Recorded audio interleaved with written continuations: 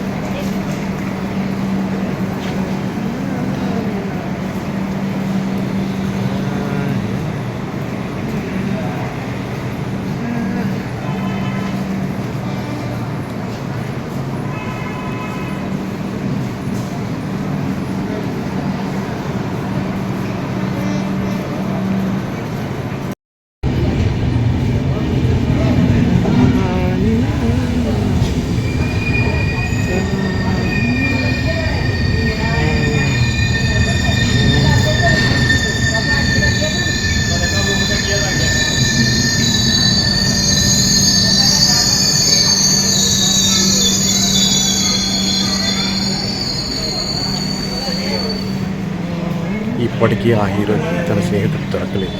Train వెళ్ళిపోయింది. Kakinada railway station అంతా ప్రశాంతంగా మారిపోయింది. నా హీరో దొరికేది ఎప్పుడు, నేను సినిమా తీసేది ఎప్పుడు, అది రిలీజ్ అయ్యేది ఎప్పుడు, థియేటర్లో ఆడేది ఎప్పుడు. Hi, this is Venkat. నా హీరో దొరకాలని నేను మనస్ఫూర్తిగా కోరుకుంటున్నాను. మీరు కూడా నా కోసం ఆ హీరోని దొరకాలని కోరుకోండి.